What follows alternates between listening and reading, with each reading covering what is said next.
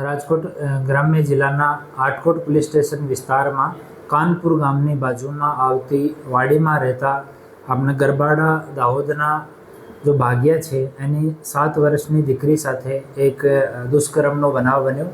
પોલીસના ધ્યાનમાં આવતા દીકરીની સારવાર માટે પોલીસની મદદથી દીકરીને જનાના હોસ્પિટલ રાજકોટમાં એડમિટ કરવામાં આવી અને તુરંત 10 જેટલી ટીમ બનાવીને આમાં કાનપુર અને આજુબાજુના વિસ્તારમાં આરોપીની શોધખોળ કરવા માટે ટીમની નિમણૂક કરવામાં આવી.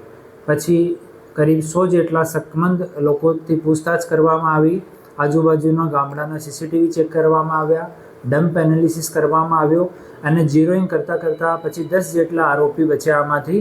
તો 10 જેટલા આરોપીઓનો ફોટો એક ચાઇલ્ડ કાઉન્સલર અને અમારી જો મહિલા પોલીસકર્મી છે એની મદદથી અને ડૉક્ટર્સની મદદથી જો દીકરી છે ભોગ બનનાર એની સાથે શેર કરવામાં આવી અને દીકરી આઈડેન્ટિફાઈ કરી પછી સખ્તીથી પૂછતાછ કરવામાં આવી.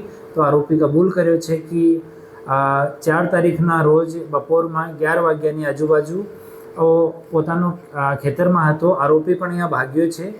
કરીબ 30 વર્ષની ઉંમરનો છે ને આ ખેતની બાજુમાં આવતો હતો ત્યારે ત્યાં દીકરીને જોઈ અને એની નિયત ખરાબ થઈ અને દીકરીને પાણીની ટાંકીની પાછળ લઈ ગયેલ અને ત્યાં દુષ્કર્મ કરવાનો પ્રયાસ કર્યો.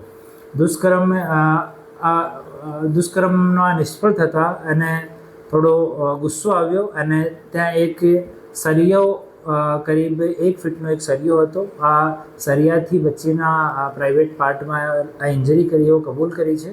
આરોપીને હાલ ડિટેન કરવામાં આવ્યો છે અને આગળની પૂછપરછ આરોપીથી ચાલુ છે.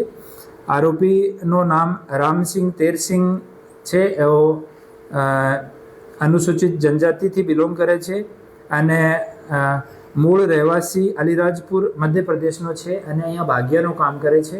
આરોપી પરિણીત છે. આરોપીની એક દીકરી 12 વર્ષની અને 2 દીકરા છે.